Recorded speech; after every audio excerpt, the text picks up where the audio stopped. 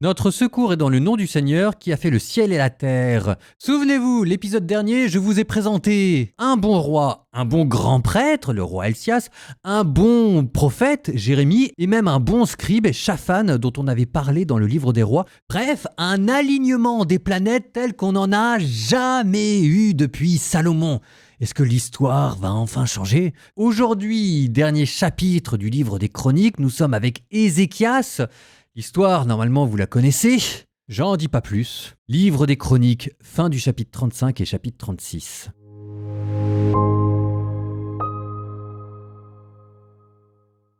Après tous ces événements, lorsque Josias eut réparé la maison du Seigneur, Nécho, roi d'Égypte, monta pour combattre à Carchemish sur l'Euphrate, et Josias marcha à sa rencontre. Nécho lui envoya des messagers pour lui dire « Que me veux-tu, roi de Juda ? Ce n'est pas contre toi que je marche aujourd'hui, mais contre une autre maison royale avec laquelle je suis en guerre. Et Dieu m'a dit de me hâter.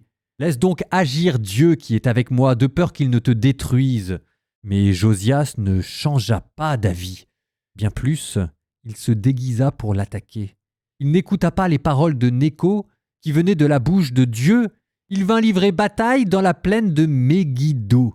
Les archers tirèrent sur le roi Josias qui dit à ses serviteurs « Emportez-moi, car je suis gravement blessé. » Ses serviteurs le sortirent de son char, le placèrent sur un autre de ses chars et l'emmenèrent à Jérusalem où il mourut.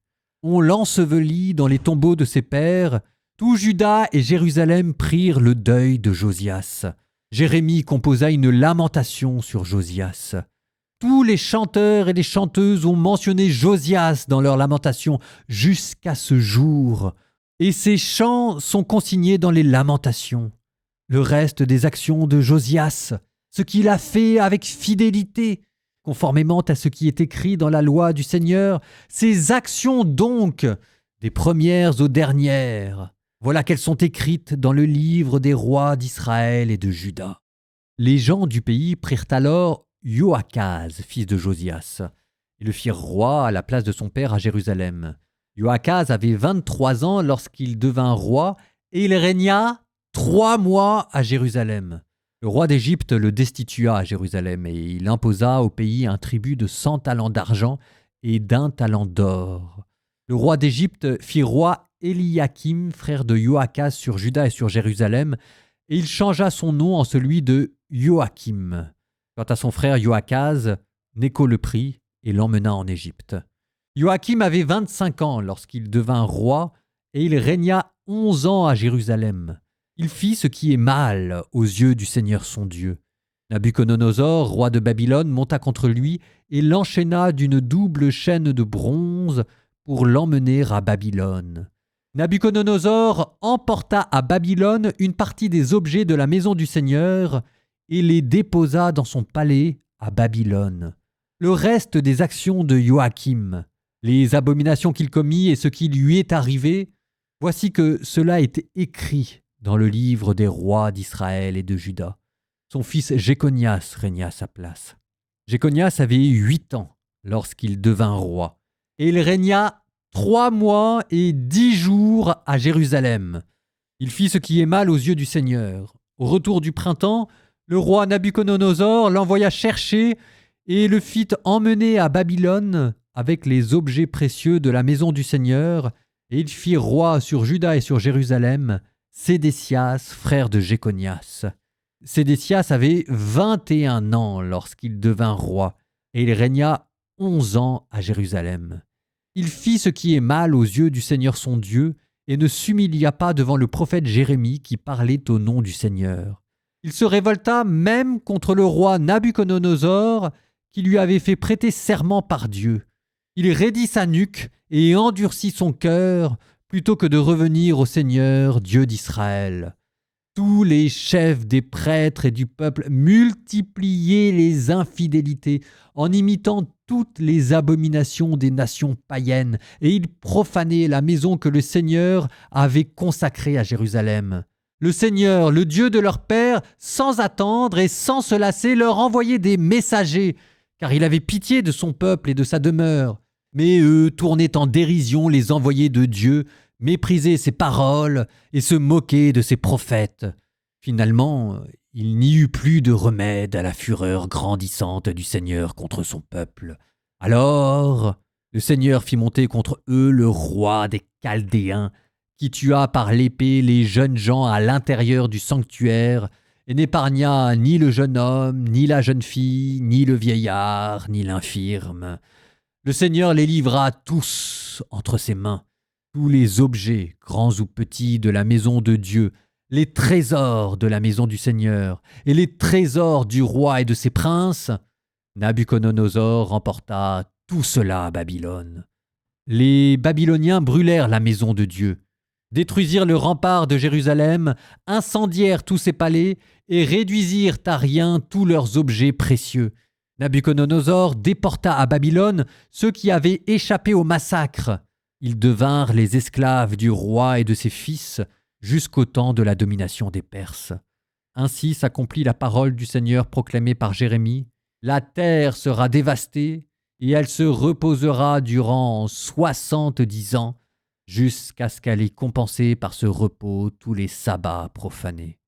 Or, la première année du règne de Cyrus, roi de Perse, pour que soit accomplie la parole du Seigneur proclamée par Jérémie, le Seigneur inspira Cyrus, roi de Perse, et celui-ci fit publier dans tout son royaume, et même consigné par écrit, ainsi parle Cyrus, roi de Perse, le Seigneur, le Dieu du ciel, m'a donné tous les royaumes de la terre, et il m'a chargé de lui bâtir une maison à Jérusalem en Juda. Quiconque parmi vous fait partie de son peuple, que le Seigneur son Dieu soit avec lui, et qu'il monte à Jérusalem.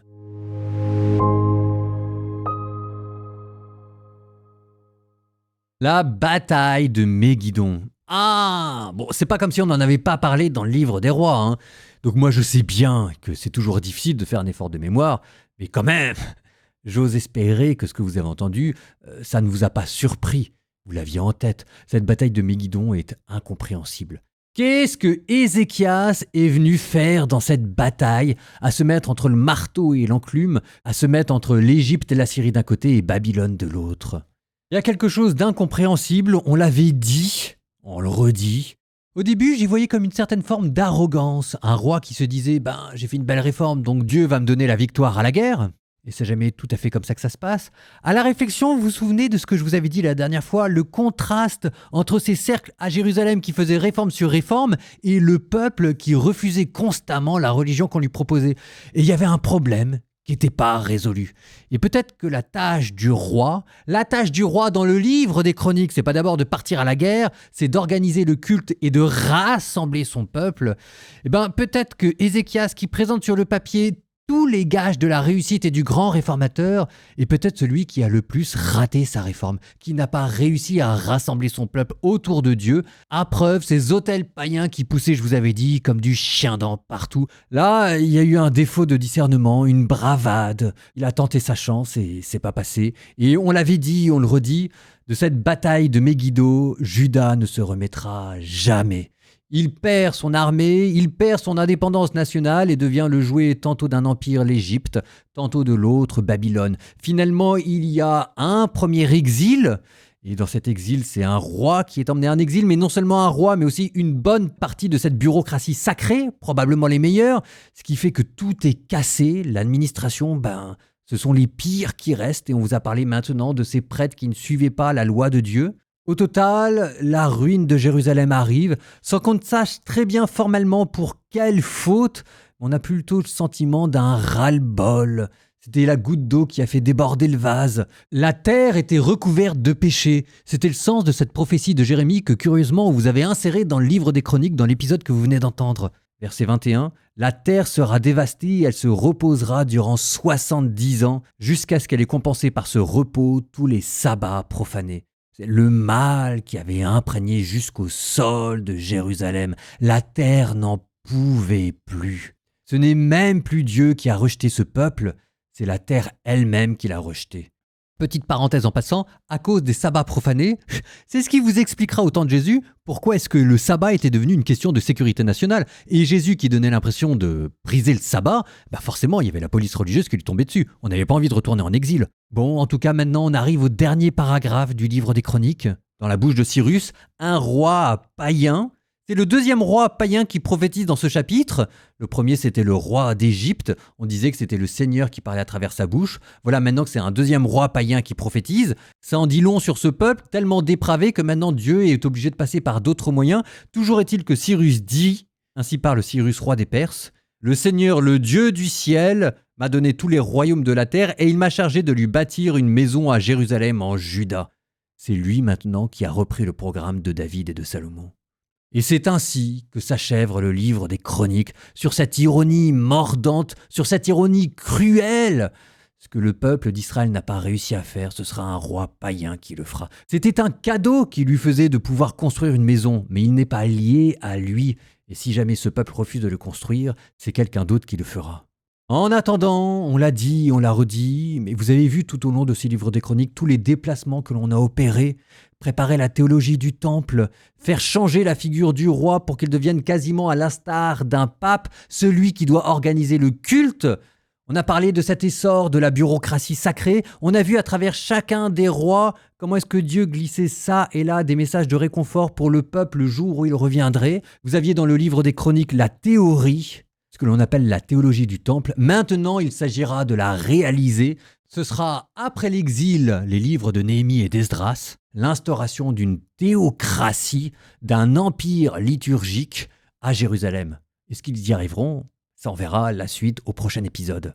Livre des Proverbes 22, versets 16-21. Oula, celui-là, faites attention. Qui opprime le faible rend fort, qui donne aux riches se rend pauvre. On continue.